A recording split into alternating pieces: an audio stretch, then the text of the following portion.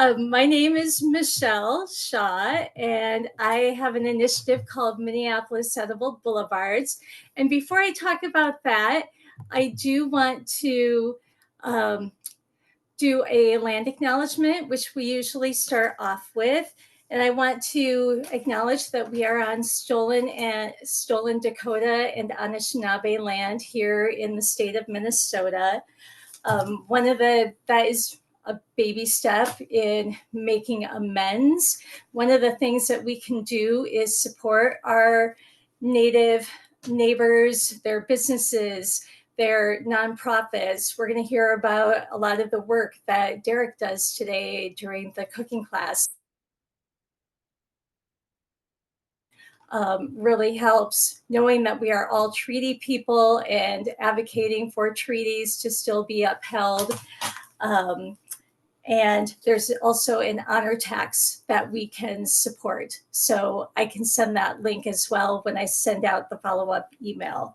And then separate from the land acknowledgement, doing our labor acknowledgement too, and acknowledging that our economy here in Minnesota is partly based on the forced slavery that was done with our African American ancestry, and doing the same in terms of supporting their businesses and the people, and remembering for all of our neighbors that they're still continuing to live through that historical trauma, and just doing what we can to be supportive. So I want to take us from that acknowledgement space and go into a space of welcome to all of you. So welcome to everybody to our class. We do classes, Minneapolis Edible Boulevards, just classes up through the end of, I hope we can get Luke into the class here. We've been trying. If somebody can help me just make sure Luke is getting in, that would be great. So we do cooking classes up through December, usually May, June through December, because we're trying to make sure that we are able to meet some of the needs of especially people who live in our green zone neighborhoods. Those are the neighborhoods that have the most environmental injustices and health disparities in the city of Minneapolis. So it's great to have all of you here. This is being recorded so that those people who can't attend at this time can then watch it at different times. So we try and make it as accessible as possible. And Minneapolis Edible Boulevards was created with our 2 green zone task forces back in 2019 with the help of city council and staff, so that we could do just that. So we could work towards food justice in our city that has systemic racism and systemic policies that prevent that food justice from happening. With that, I want to introduce Derek Nicolas, who works with the Division of Indian Work. And this is his 3rd year. Sorry, Derek. So I'll get back to that for just a second, but I want to welcome you because this is your 3rd year of doing classes with us. So I'm super excited that you are doing this again with us. And we're going to be doing sunflower stew, which is something totally different than what you've done with us before. With the Division of Indian Work, you are the nutrition coordinator. I know I'm not saying the exact words, but I know that you'll tell us a little bit more about that. And you also, Derek also does food sovereignty with his own business called Wissinig. And I know that we'll learn more about that too. And before everybody got on, he was telling me about his travels to Africa that he just got back from. So he's an excellent storyteller, and I know we'll hear lots of those today too. So welcome to everybody, and I'm going to hand it over to Derek now. Thank you so much, Derek, for being here. Bonjour, Gakina Wea, Menogegeja. Nagani Vanes Nendago, Makon and Dudem, the Sopakana Shakari is going to get Wajibayan, Derek Nicolas and Dijanakazo, Draganashimon, Kakabakan and Da, the Sopakan Shakari is going to get Wajibayan, Danoki, Division of Indian Working, Minoa, Wisnig, LLC. So, hello everybody. Good morning. My name is Derek. I'm also known as Nagani Benes. I'm Redcliffe Band Ojibwe, and I currently live here in Minneapolis. I work at the Division of Indian Work as the Traditional Foods Nutrition Program Coordinator. So for those who aren't familiar with Division of Indian Work, we're a nonprofit based out in Minneapolis, right on Lake Street, right across from the Midtown Global Market. And we support our urban Native community, our urban Native American community. So we have a lot of different programs and resources to cater to their needs. Some of those resources may be a food shelf, a diaper bank, a milk bank, program, like ideas of like all the different resources that are here in the community for everyone to use in our programs. We have a whole bunch of them. We have like a youth leadership development program where we bring in kids after school, tutor them, do cultural activities. We have a women's traditional birthing program, so helping them get connected with doulas and participate in traditional birthing activities and postpartum activities. So we have a lot of different programs. Well, my position as the Traditional Foods and Nutrition Program Coordinator is to cook for those programs and then also do a lot of education around our Indigenous foodways. Furthermore, I'm the founder of Wiesnig LLC, and the main focus on that is to do a lot of education within reservations, tribal communities, native orgs, schools, really anyone who's looking to receive education around indigenous food systems. So we do like cooking demos, cooking classes, different kind of workshops, and it goes way beyond just doing like the food work because all of our stuff is interconnected with food. So let's just say like in case I get a porcupine, I might teach the kids how to cook up a porcupine and teach them how to pull out the quills and make earrings. I teach the young girls how to make earrings using those quills and doing a lot of storytelling and stuff in that matter. So it's a pleasure to be here. Thank you, Michelle and Edible Boulevards for having me once again. It's my privilege and great honor to be able to be here today and share a recipe. This recipe is a recipe of my own making. That's just like Michelle was saying. I was just in West Africa. I got back on Monday, so fairly fresh back in the States. Kind of still going through the reverse culture shock of being here in the States. But this dish was inspired from West Africa. In West Africa, they have a very popular dish called peanut stew. So it's a stew using peanuts, and here I indigenized it. So instead of using peanuts and the West African ingredients, I slowly transitioned it into a Native American West African fusion dish. This is kind of a more accessible version. I have another version of this recipe that's more focused on like the wild foods, like using wild seasonings and stuff like this. But we catered this to today to be economically friendly and accessible to people to get stuff in the stores. So before we get started, I just wanted to open up to any questions before we kicked it off. There's a kind of like some work to do in this recipe to make sure we're getting everything on time, and there's some chopping and some mixing. So I just want to open it up to questions before we get started. I have a question. Yes. What pans do we need to have out? All you really need is just one big old pot. It's a one pot shop. So here I got like a Dutch oven that I'll be using. So this is probably like a 2.5 quart, I'm guessing. Doesn't say on the bottom, but you can use any pot for this recipe. And then just cutting board, a knife, and some bowls to put the stuff in. Also a blender. A blender is going to be needed as well. Thank you. Yes, you're welcome. Well, to get started, we're going to have to chop some vegetables. So first thing we want to do is we're going to want to get the onions chopped, the shallots chopped, and the red bell peppers chopped. So I'm going to start with this red bell pepper because, with the shallots and the onion, we got some skin on there, and that can cause, it's going to stick to the cutting board. So may as well do this first. So the way I like to chop up these red onions is I'll get as close to the stem and cut down. And then I'll turn it on its side and I'll kind of just work all the way around it. And we're reducing as much food waste as possible. So you're really just gonna kind of be left with like a skeleton after this. See how it's not much meat left on the bones right there. So you can even chop it up the bottom a little bit too. So it's pretty much just the steeds and the stem intact. And then we're gonna just do like a fine julienne. Normally, like when I'm making this dish, I'll just put all the onions, the shallots, and the red bell pepper in a food processor and just turn it into a paste. But I left my nice food processor at home, so I'm just gonna do some chopping today.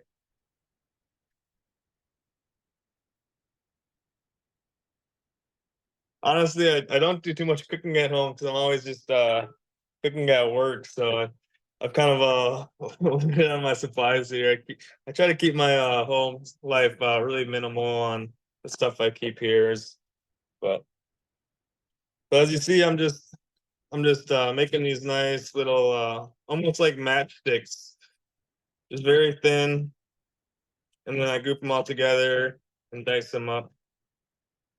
So for this recipe, I would say the finer the mince, the better. Like I was saying, I like to put things in a food processor, but I just it's not necessary. It's just it makes the recipe go by faster. And also it's could be a texture thing as well.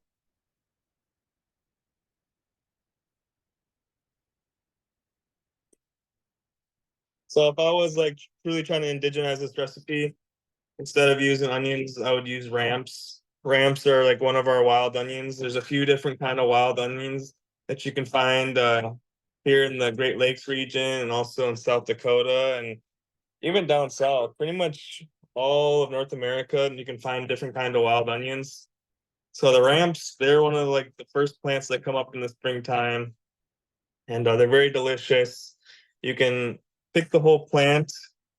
Sometimes people recommend just picking like one leaf. They'll like shoot up two leaves, and if you just pick one of them, one of the leaves, it won't mess up the population at all. Whereas like if you're harvesting the whole plant, including the bulb, then you're gonna kind of like mess up the population a bit.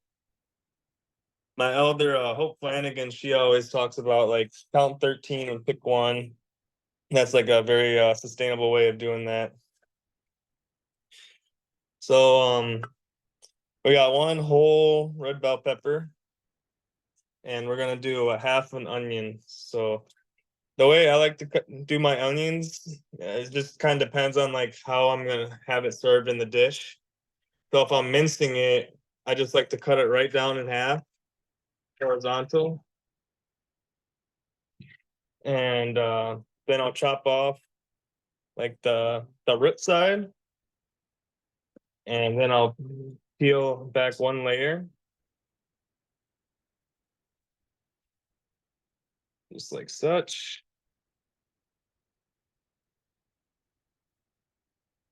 And then you got that stem right here, and you can kind of use that as a grip. You can hold on to that and make sure you're not like losing it. So what I'm gonna do is I'm gonna cut it in layers, but not cut all the way through to the stem. So I'm kind of like segmenting it, as you could say. So this is a pretty big onion that I have here, and I'm just cutting it into like four ways horizontally, but not cutting it all the way through. And that way is like you're getting all like the sizes of the dice that you want. And once when you do that, you can chop down vertically, and you're just thinking about like the size of the dice that you want. And if you're doing this correctly, the whole onion should stay intact because you haven't cut all the way through, so that stem is keeping everything together. So as you can see right here, you got your vertical slices and your horizontal slices. So then when you just cut down like such, you have the exact dice of the size that you want it. I got a real small cutting board here. So, there isn't a right or wrong way to cut an onion or any vegetable in that matter. I think culinary school is great and it offers a lot of impressive things to become like a great chef, but that's also like a very limited way of thinking to think that there's like only one right way to do it.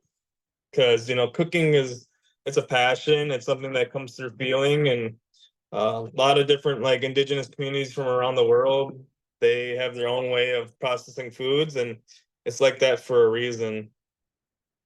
And also, like culinary school can also be kind of have negative effects with food culture. You know, us on Anishinaabe, we hold a lot of respect for our food, and we highly value it. And we try not to be, if we're in a kitchen, we try not to gossip or talk negatively. And like, even we don't want to have bad feelings like when we're in the kitchen working with food. We believe that that energy can go into our food. So like if you think about like Gordon Ramsay, for example, he's like always, saying nasty things to the chefs, calling them names, calling the food disgusting, this and that, which, ultimately can go into your food. And when you eat that, that feeling can go inside you. So um that's a really important lesson. Not too long ago I was doing this cooking class with one of my elders, and everyone in the class were making the same dish, all following the exact same quantities, the same process and stuff like that. And we're all trying each other's dishes. And my elder was like, I don't know what it is, Derek, but like every single time, like your food's always the best. And like it's not trying to brag or nothing, like we're telling this story, but what I told her was like, that's because, I'm cooking out of love. I'm treating the ingredients with respect. I honor these ingredients, and I also have a relationship with these ingredients. This class is like with wild foods. So, I'm always putting out my tobacco and offerings to make, to, to when I harvest them. And that these plants, they know me, I harvest them all the time. They talk to me, I talk to them, and in return they want to show their best qualities.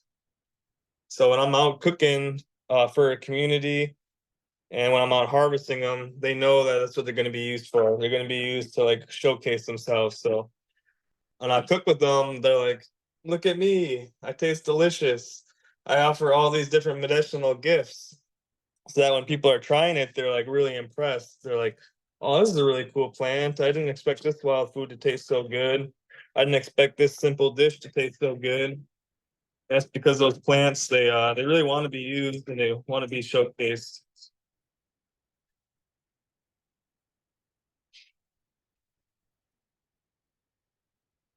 So I got those shallots, the onions, and the red bell pepper all sliced up now.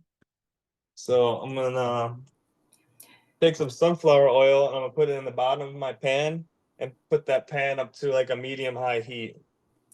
Derek, can I interrupt for just a second and see where everybody is? Of course, of course. How's everybody doing on chopping?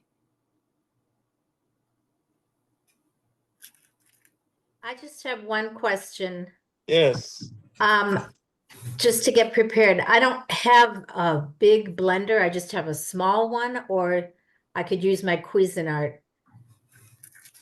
Yeah, that's totally fine. I mean, I'm just gonna be using like this Ninja blender.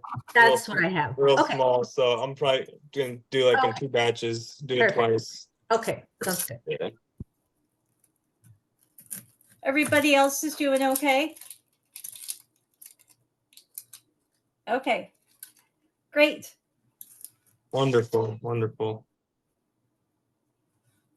Derek, can we use, is it half a shallot or can we use like a Hey, whole? you can use a half a shallot, one whole shallot. I used one whole shallot. Like I said, there's not right or wrong way to cook. You just cook with feelings. So if you really like red bell peppers, you put in 2 red bell peppers, 3 red bell peppers. If you really enjoy onions, you can put in a whole onion, 2 onions. So you cook to how you like your food. It's following a recipe can be very restricting, and also you cook how you like to make your food.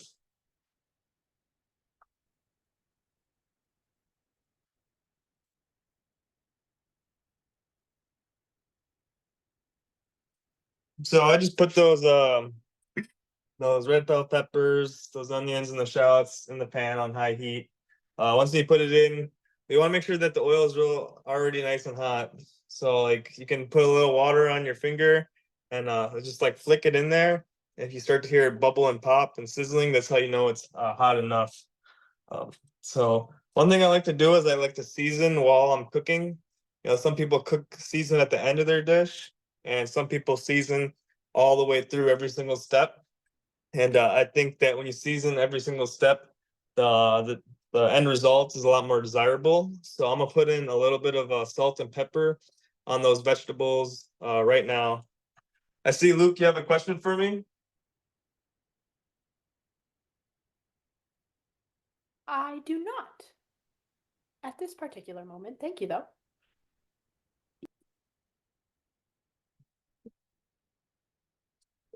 Yes, Luke.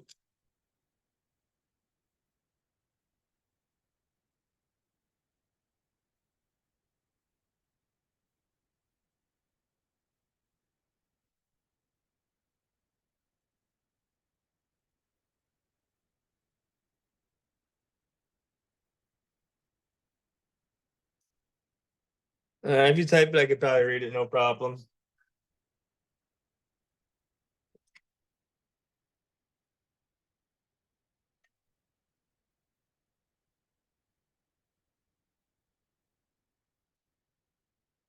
So while these onions and red bell peppers and shallots are cooking down, it'll take approximately about 10 minutes or so, 8 to 10 minutes. So we can start making chopping the next step, which would be the garlic and the ginger. I'm kind of cheating today. I already had some like pre-minced ginger already in a jar, so I'm just gonna be using that. I wasn't gonna buy more ginger.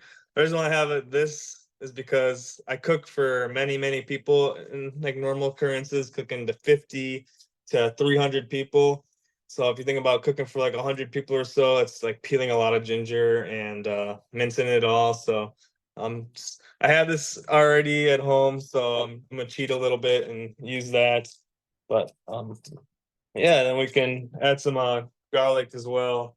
So I guess I don't know how much people like garlic, but you can put in like I don't know 1 teaspoon of minced garlic. I think that would probably equivalent to like 3 cloves. The way that I chop down my garlic is I'll take the flat side of my blade and I'll actually just like smush it, pop it down, and that way you can just peel it real easy. Like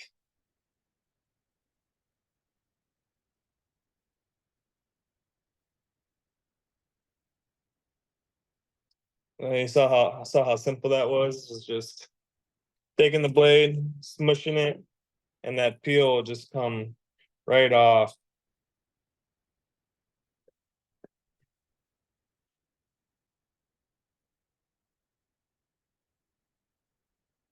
And then you can use your knife and you can chop off like that little hard end, the end of the garlic that's kind of like a little more rough. And then you can just mince it up.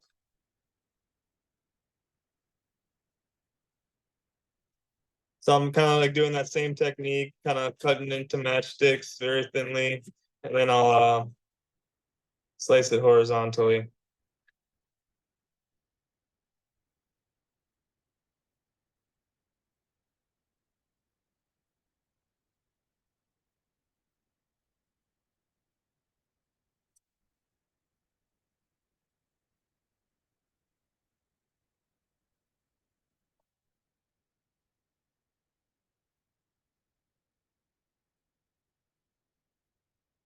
So there actually is like a wild variety of garlic. It's called meadow garlic, and the garlic bulbs they almost look like a claw, and it's a very strong plant. It's very spicy, so that would be like a great substitute if you're like doing more forage foods.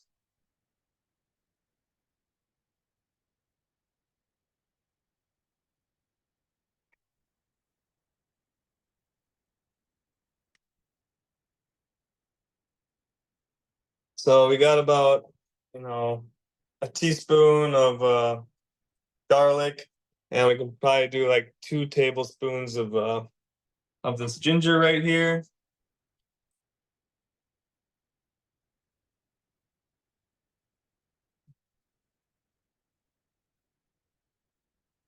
So I'm just gonna put that all in the same bowl.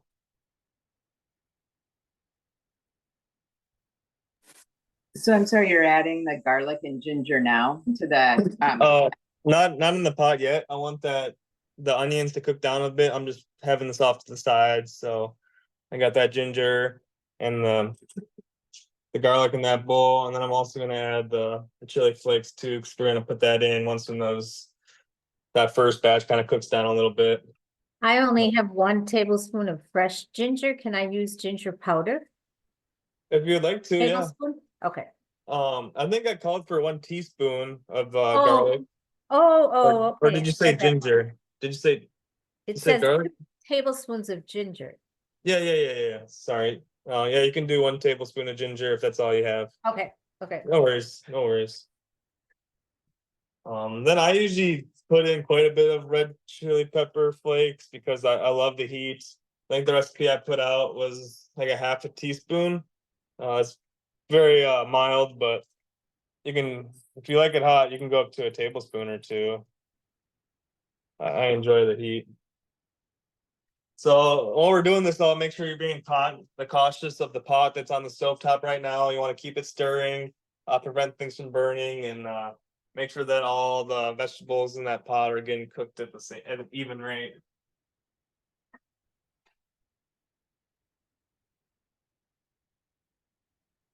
So one of the reasons why I chose sunflower oil today is because sunflowers, they have a significance to Ojibwe culture. It's like one of the best commercial cooking fats that you can get that is closest to our way of being. If you look at Buffalo Bird Woman, she kind of popularized the term the 3 sisters, which refers to having a garden and growing corn, bean, and squash all together. Those 3 plants are companion plants. So when I say companion plants, it means that they all work together.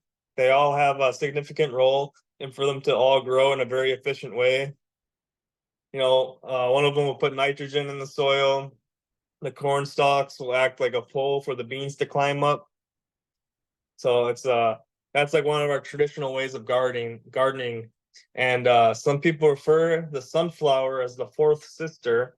And the reason why is because Buffalo Bird Woman and other traditional gardens, they would have a perimeter around their fence, acting like a perimeter around their garden, acting like a fence, and that they would grow the sunflowers as that fence. There was like 2 typical kind of sunflowers you would find: the auricula sunflowers, which are thin sunflower stems that would have a lot of different flower heads on it. And then the mammoth sunflower, which grows about 15 feet tall, and the stalks, the sunflower, are just real thick. So it acts like a very good defense for deer that try to come in, because that sunflowers would be like a real thick stalk, almost like a tree. So it'd be harder for them to penetrate through it. But then furthermore, they would go after the sunflowers as food before they went into the garden and ate the squash, the beans, and the corn. Other traditional like cooking oils in a more traditional sense would be using animal fats. So tallow, at home I have like beaver fat, raccoon fat, bear fat, and I like to cook with that a lot. And then also different nut oils. You can use walnut oil, acorn oil, hickory nut oil. Those have a good fat content, which can be used for cooking as well. Derek, I have a question about the garlic. So are the garlic and ginger going to go into the blender too? Nope, those are going to go in the pot with the onions, shallots, and red bell peppers. We're just cooking that down a little bit. Once when the onions are translucent, we're going to add the chili flakes, the garlic, and the ginger. So we're just letting that cook down for a little bit. Mine's almost ready to be added to it. Did you say they could be like bigger pieces, or should they? Fine. It's totally Okay. fine. Yep.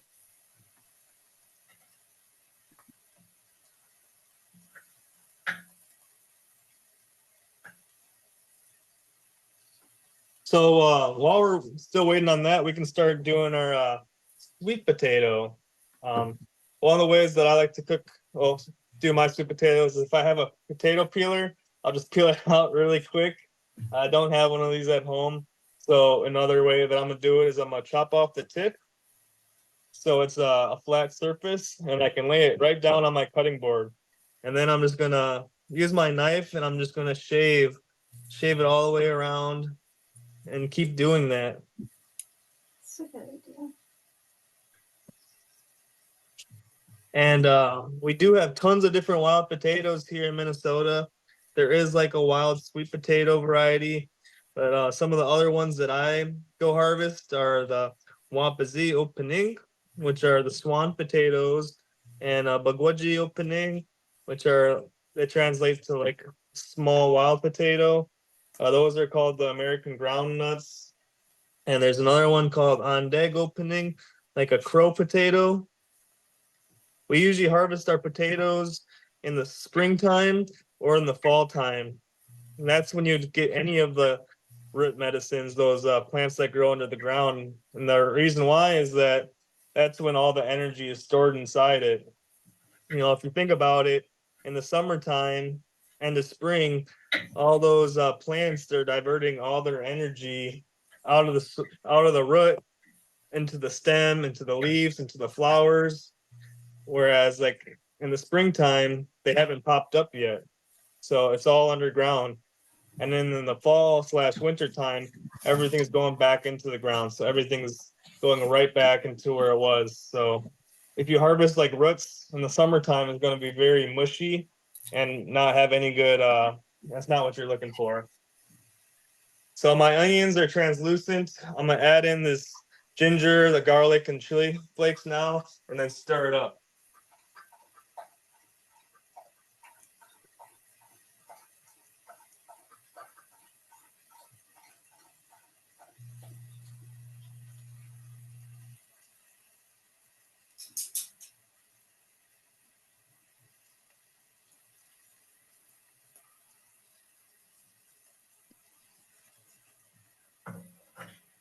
And when you add that ginger and that garlic, you should really smell like a flavor bomb come through your home. Once when you add those ingredients, you're gonna want to lower the heat a little bit. That ginger can burn, that ginger and that garlic can burn very easily. So you want to reduce it to like a low medium heat.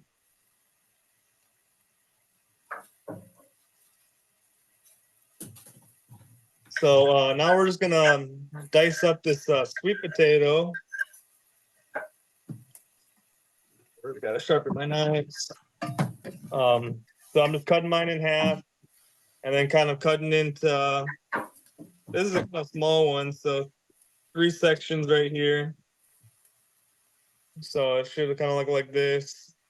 And then just kind of cut down into the desired cubes that you want. Obviously, the smaller the cubes are, the faster cooking time will be. They'll get tender more quickly. And the bigger they are, the longer it's going to take to cook. So the sweet potato is the thing that's going to take the longest out of all the cooking that we have today. This could approximately take 15 minutes while it's, boiling or whatnot.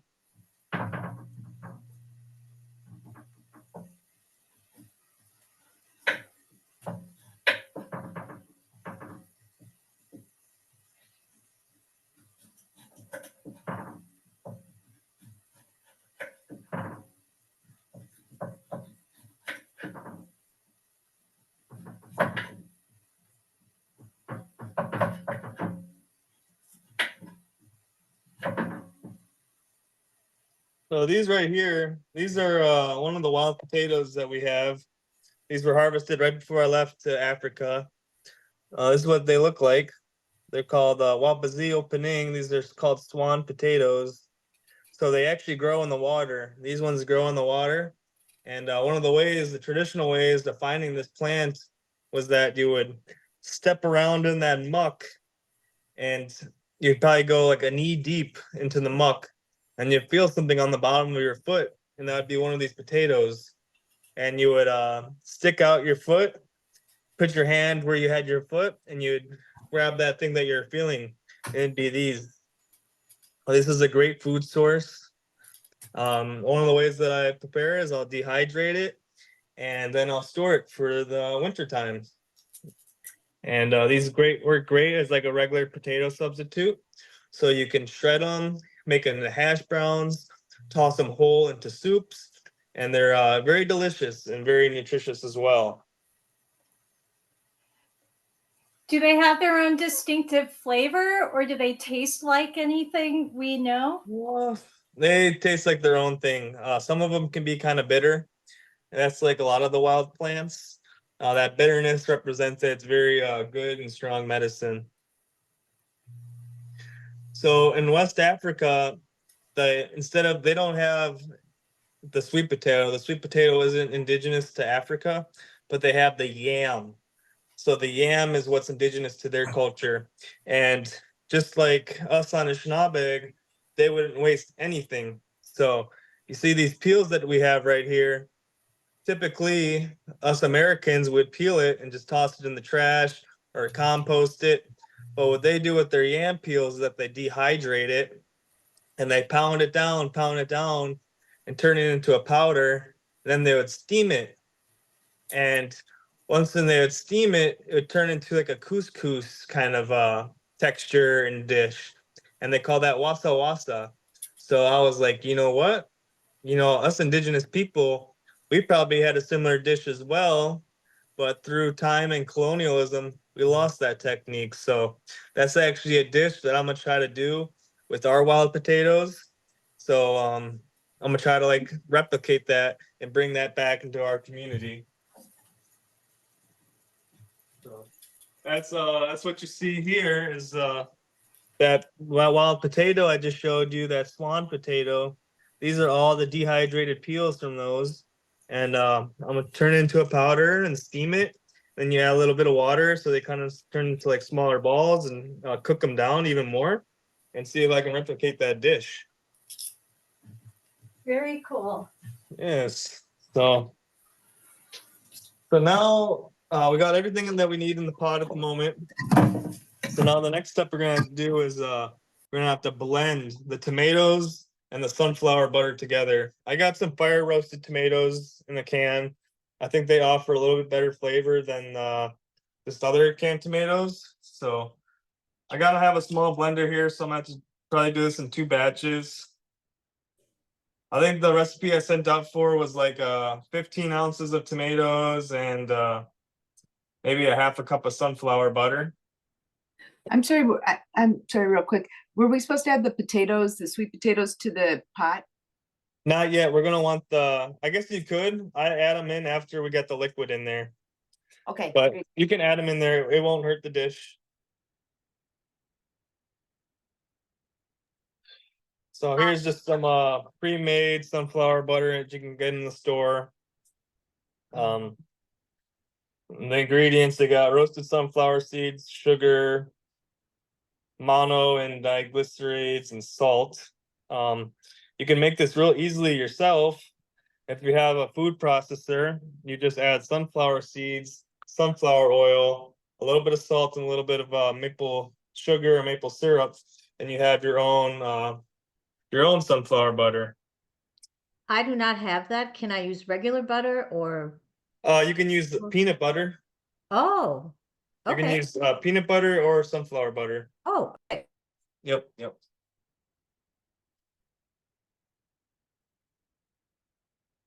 Yeah, this is a vegan dish right here. No animal products whatsoever.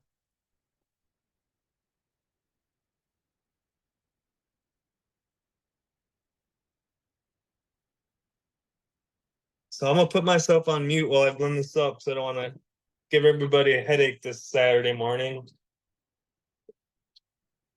So you're gonna blend this until it's nice and smooth.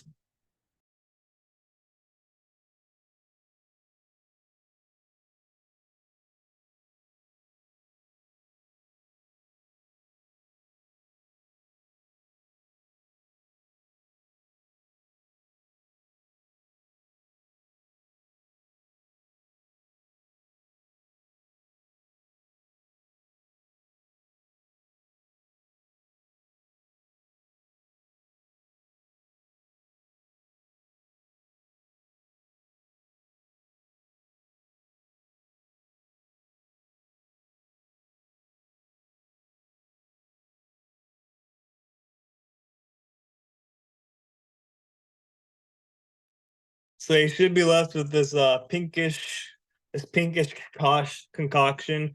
Doesn't look the most appetizing, but after we add our seasonings like the tiki masala sauce, the curry powder, it's gonna turn into a nice, beautiful color. So once we do this, we're gonna add it right to the pot. We want to be really cautious and make sure that we're stirring well, because if you ever cooked with peanut butter before, like a chicken saute, the peanut butter burns extremely easily. So low heat, constant stirring, and let's just be cautious of that.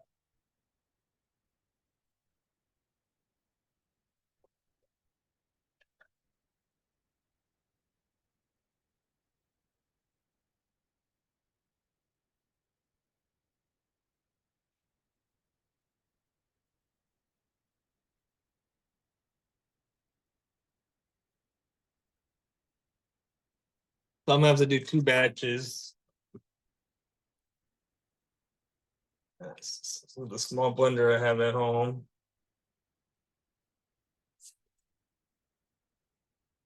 Is everybody doing okay?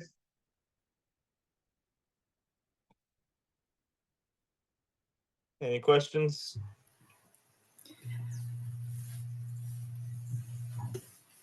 I will speak up because I'm still on the sweet potato slicing. Okay. I have one that, well, mine are this size. Are the first one was longer. Can I get away with just doing that first one for the basic? And if I have time, I could do the second one. Yeah, totally. I mean, you just add as much as you want. You don't even have to put sweet potatoes in this dish. It's just a nice addition. You're getting your complex carbohydrates. So if you just have one available, then just put that one in. Awesome. Thanks. Of course.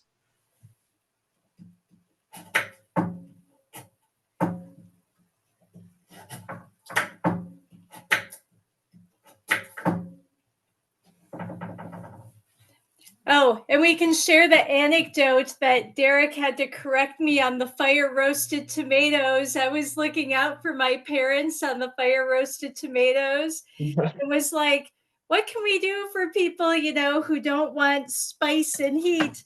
And he was like, there's no spices in fire roasted tomatoes. So you can see how often I've bought fire roasted tomatoes before. All right. Are you trying them today, Michelle? Uh, I went with what I had, which was the regular, but I will try them next time. Perfect. I'll mute myself again because I'm gonna do that second batch in the blender.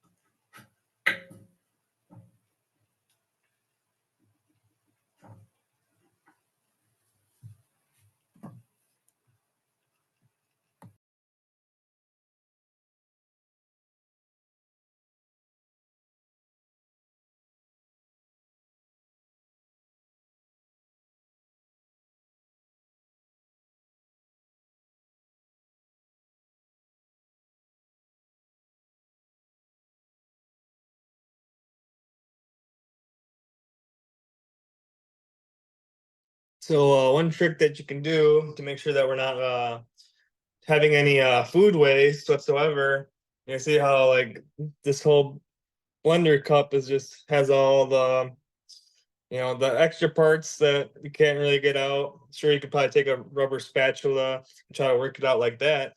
But one thing that you can do is you can take your vegetable stock and you just fill it up with that cup.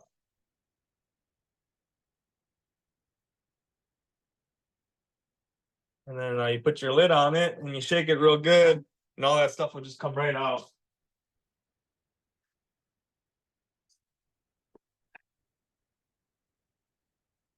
Just shake it up. We're cleaning up on the dishes, making it easier when we do dishes. And we're also reducing the food waste that we have.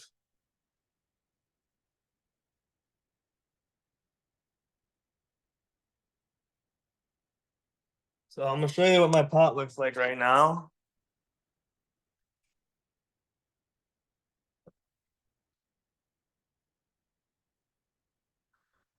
Figure out how to turn my camera. There we go.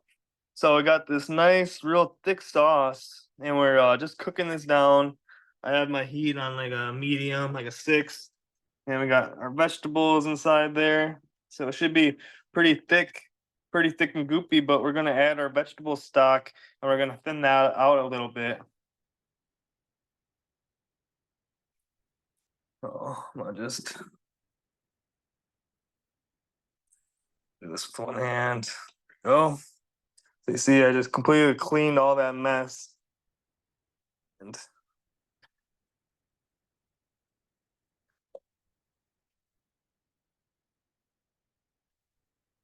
then we're gonna stir it. We want it to be we don't want all those clumps, so keep stirring it till we get to a good consistency. Just bring the camera back around. There you go.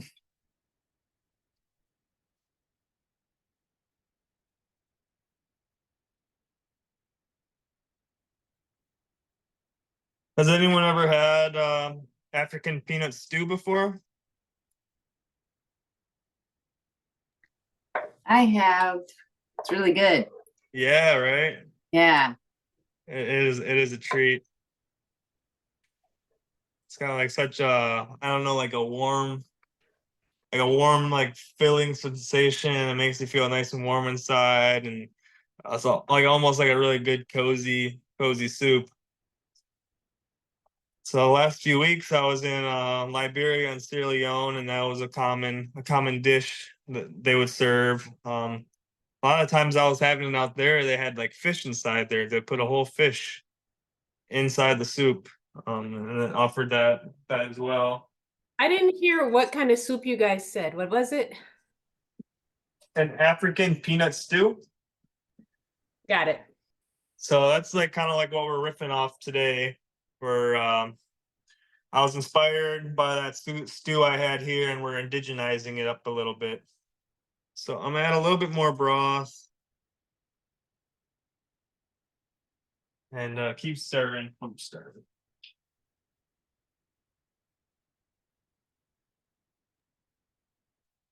So now we got our broth in.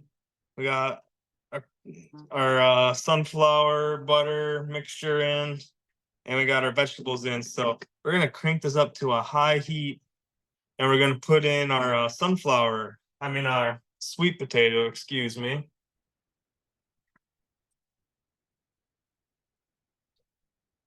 And once we have our sweet potato in, we're gonna want to mix it all around and put a lid on it. When we put our lid on it, it's gonna make it boil a lot faster, and then the steam is gonna help those sweet potatoes cook as well.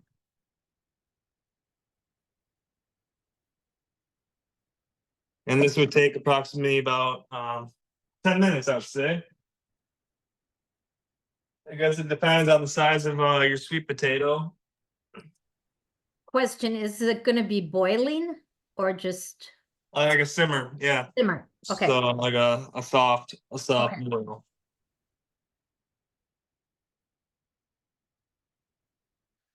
So once in that sweet potato is nice and tender, we're gonna add in our beans and our corn. And the beans and the corn, since they're already like processed, they're already cooked. So it'd be pretty much just like warming them up, bringing it up to temperature. So those only have to like sit in for like not like long at all, just like 5-10 seconds, just to experience that boil. And if you'd like, you can top it off with some spinach, and that spinach will like wilt right inside the stew and adds that nice green component as well.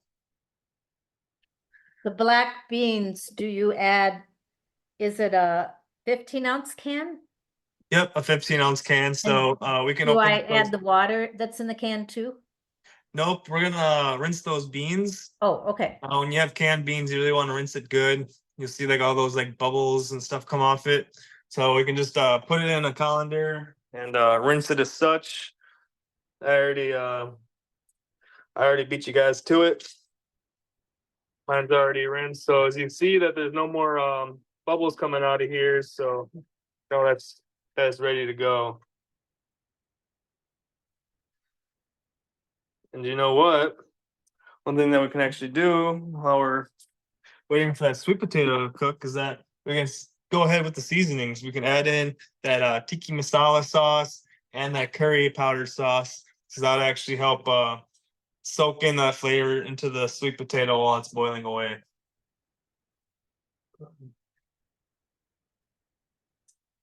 So this tikka masala sauce, it's like a tomato-based sauce with like some tangy spices.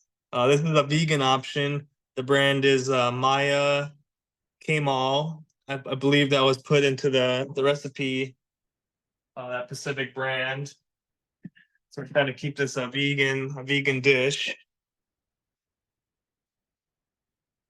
It can be a little spicy. You can smell it with your nose and see what kind of if you like that flavor. You can either just put in a little bit or a lot. I like this, so I'm gonna put in about probably half of it, to be honest with you. So as we see that this came up to a simmer real quick. We got that slowly simmering away. You can see that the edges are starting to bubble. And once we add this, it's gonna turn into a real beautiful red color. It's gonna switch from that pinkish color into a nice darker color. And want to make sure that every once in a while we're stirring the bottom, so that bottom can it can get burnt.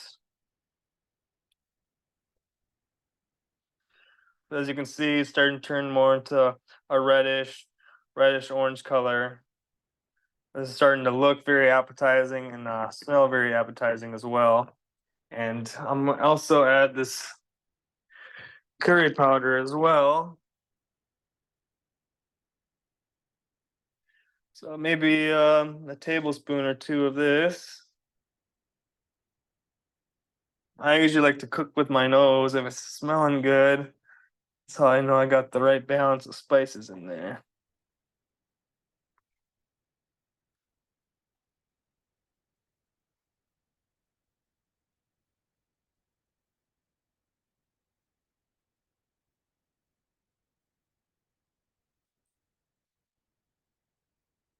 You can see this is looking like a very, very delicious soup right now. It's going to be nice and thick and creamy without using any actual cream. I'll lower this heat down just a little bit since it's already starting to simmer and boil, and keep that lid on so that steam helps cook those sweet potatoes a little bit faster. Okay, Derek, I'm sorry. I'm a little behind. Of course. So I just got done putting everything into the pan.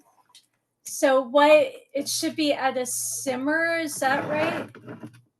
So you got talk Oh, me through so- what you all got in the pan. You got the vegetables, you got Sorry. the garlic and ginger, you got Yep. the tomato, sunflower butter mixture, and you got the. That's it. Nope, that's it. So you haven't put the sweet potato in yet? No. So I have everything up to that point. I have the tomato mixture.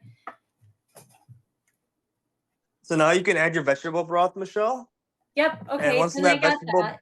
once when that vegetables broth in there, you want to mix it in with the sunflower tomato concoction. So make sure it's nice and smooth. And once that's done, you add your sweet potatoes, bring it up to a high heat and cover it so it starts to simmer. And with that cover on the pot, that sweet potato is going to cook faster. Okay. Perfect. Thank Yep. you. And I actually did the, what you had suggested about putting the stock into the blender, and that worked awesome. Yeah. And you can even do that with like your canned foods. So let's just say you have this here and it's like you used it all but there's still some around the edges. You can add just a little pinch of water in there, put the lid back on, mix it, and pour it in. No, I always do that so that I'm wasting less food too. So when I heard that, I was like, yay, great minds think alike. Right.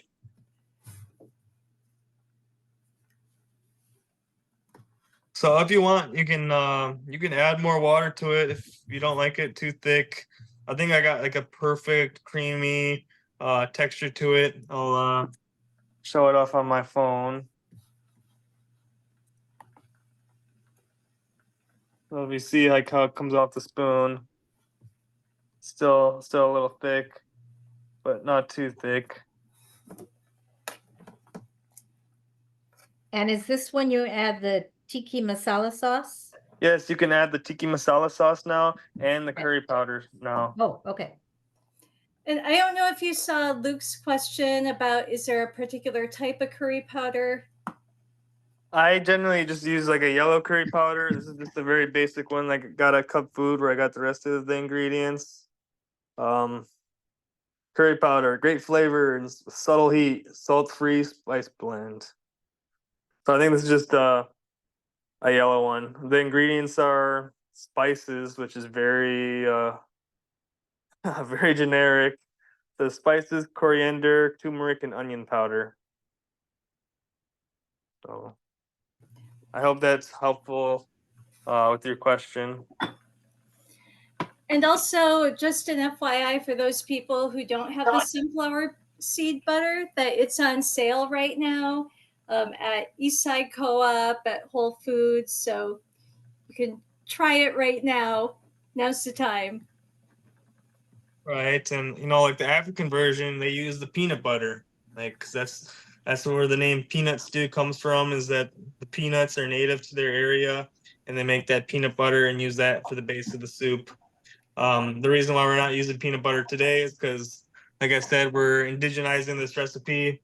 We didn't have peanuts here in North America, but we had sunflowers, and the sunflowers make a beautiful butter, like a sunflower butter out of it. So just using that substitute, and it's on sale, so you should go out and try it. It's really good. You can have a sunflower and jelly sandwich.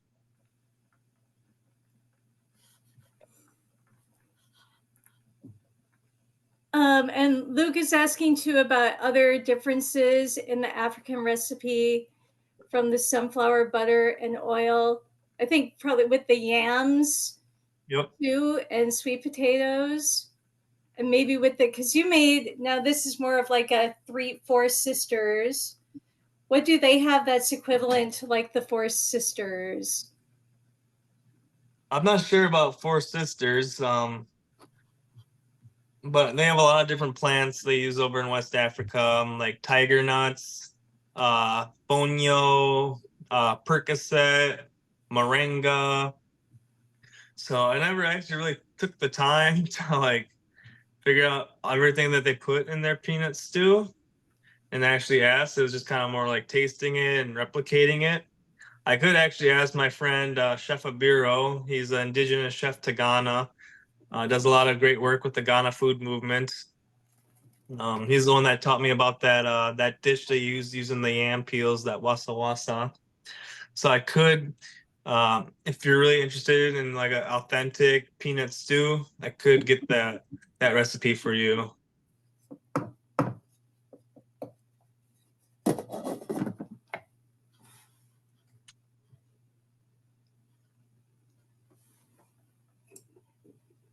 And do we keep, sorry, I'm the one with all the questions, but do we keep the lid on then after it's bubbling?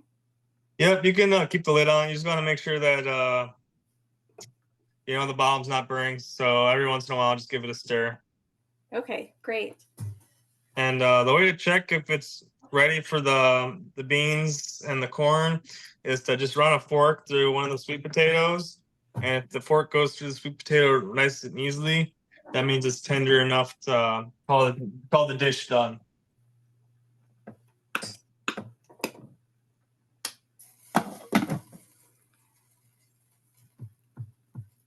So I'm gonna put my lid back on. I got a couple more minutes. I apologize for going slightly above the allotted time that we had planned for today, but sometimes that happens. No, I think this is great. Wonderful. Is it okay if I share about a couple things going on locally with Edible Boulevards? Of course, please do. So one thing that some of you may or may not know about is that the city is currently hearing about an ordinance regarding boulevards and changing it. This is something that we've been working on since Minneapolis Edible Boulevards was started back in 2019. Number one, to make sure that food is allowed to be grown on our boulevards. And if you're new to Edible Boulevards, then you should know that we do, with all of our participants, we test the boulevards to make sure it's safe to grow there, testing for arsenic and lead, salt, because especially in the neighborhoods where we are in the green zones, that we really want to be sure that it's safe to grow there. So that's the first thing, is we're asking for people to advocate for growing food on our boulevards. Number two, we have asked that bushes and shrubs, fruit bushes and shrubs, be allowed to be grown there, because the city is not allowing, or not the city, the park board is not allowing fruit trees, and that seems to be a dead end. So it seems like city council is amenable to that. Public Works wants there to be permits for that. And I'm sure most of you know that permits is a huge barrier, especially for people who are underserved and underrepresented. And to be honest, Public Works has said to me in a meeting that permits is just not something that they give out. So if they have something in an ordinance that says, you know, you need a permit for this, they're not going to give it.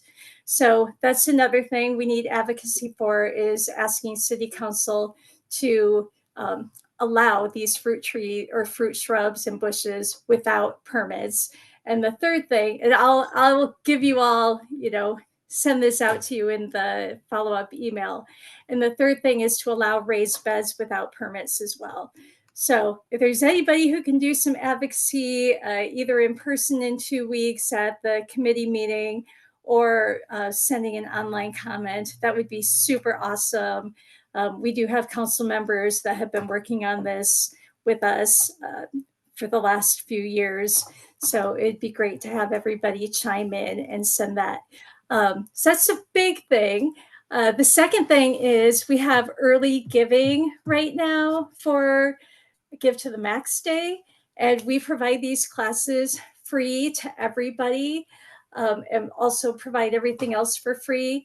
But if you have the means to give even just a few dollars so that we can continue to do these things, that would be awesome.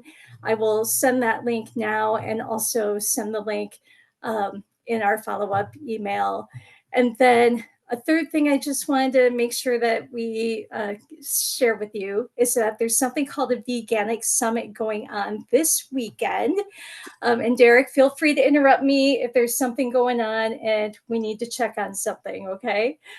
We've got the Veganic Summit going on, which is an international summit for teaching people how to grow their food veganically. So without any animal inputs, without, you know, the regular compost that we think of with manure.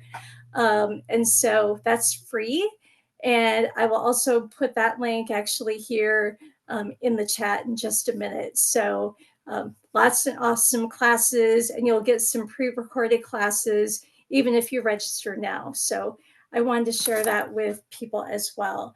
And I want to make sure that Derek is able to share some of the things that you have going on too before we exit here. And at the very end, I'll share what our next cooking class is. So Derek, do you have any things coming up? Yeah, I got a lot of exciting things coming up. But before I talk about it, I just have actually a question for you I'm curious about. Yeah. To my understanding, it seems like plants, they only store toxins within a certain part of the plant. So like, let's just say we're talking about roses and like rose hips. The roses, they store all the toxins if they're grown in a toxin environment inside the rose hip.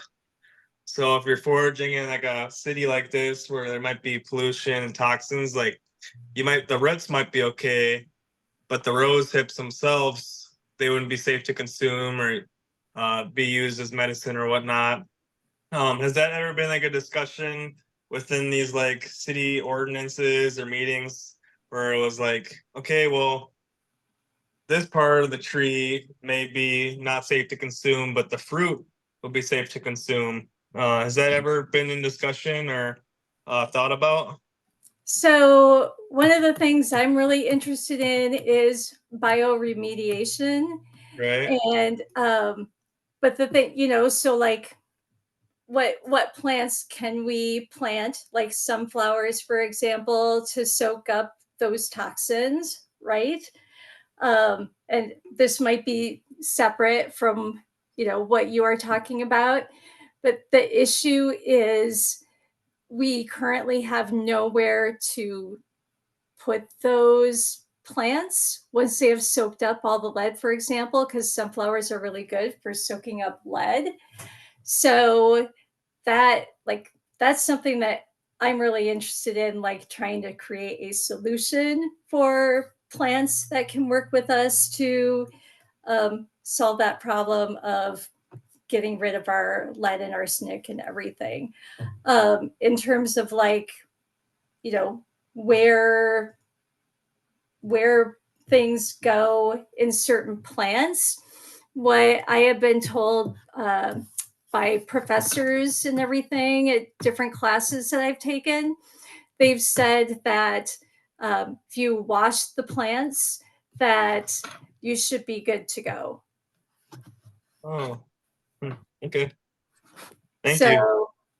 So yeah, because I'm concerned about this as well, but would love to, if you have more information about it, I'd love to chat with you more. I think Hope would be the right one to ask because she's the one that would be teaching me everything I know about plants. Okay. Yeah. Great question. Oh, thank you. Thank you for answering it. Yeah, so I just taste tested my soup and I felt like I needed to add a little bit more salt. So if you can taste test it, put a little bit on a spoon, make sure you blow on it for a little while. It's gonna be very hot. And I need a little bit more salt. So I add a little bit of salt to the dish. Now I think it's good. My sweet potatoes are tender. So I added the corn and the beans and the soup is done now. The stew is done. So I'm gonna show it off what the final product looks like. So it's really nice and thick, like a warm, thick stew. Has like a little bit of heat in the back of it, but nothing too overwhelming. And you could even serve this, eat it alone like I normally do, but it's also just great over some white rice. I just brought back like an indigenous variety of rice from Liberia and gave it to my dear elder Hope since wild rice, monoman, is our most sacred food. This was like a red waterfall rice. And this would be great over it. Otherwise, just like a white rice and put that over it. So that's the dish right there. I hope you guys learned something new. Some things that's cooking in my world is just doing a lot of cooking demos, going out in the community and teaching things. I do have one public free virtual class that I'll be teaching next week on Thursday, the 14th, and that's going to be through Seward Co-op. You can find it on their website under their events. I'm doing it with my dear elder Hope Flanagan from Dream Wild Health.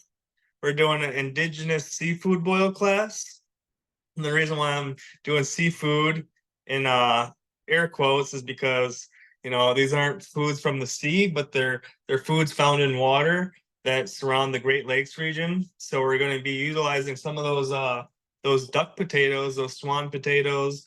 We're going to be utilizing crayfish, utilizing clams, and then also having like hominy in there and some bison sausage. And it's going to be like a Cajun seafood boil, but using our indigenous ingredients, foraged ingredients that you can find here in Minnesota. If you'd like to keep up with the work that I'm doing, feel free to follow me on social media. It's at Wiesnig LLC. I'll type it in the chat right now. And on that social media, you'll see a lot of upcoming events that I'm doing. Furthermore, you'll see a lot of education around indigenous foodways and cultural teachings.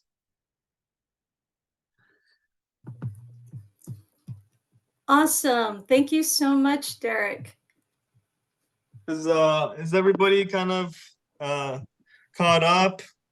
Do we want to like stick around until everyone finishes? It's absolutely delicious, wonderful. Is there what would be a substitute for the tikka masala sauce? Let me look at the ingredients.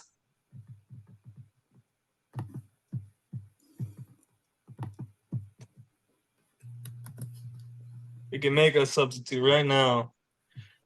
So it's water and tomato paste, that's the base.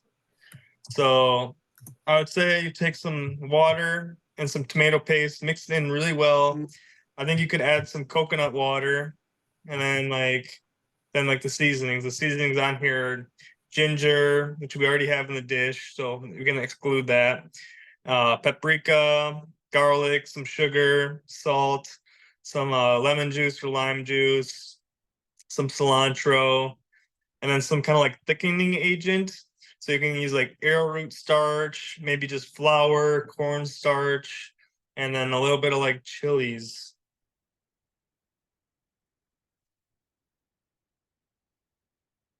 I think that would be a closest substitute. If you're like looking for like an in-store substitute, like in a jar like this already made, I'm not too sure, but reading some of the ingredients on the back, I think what I just shared would be the best course of action.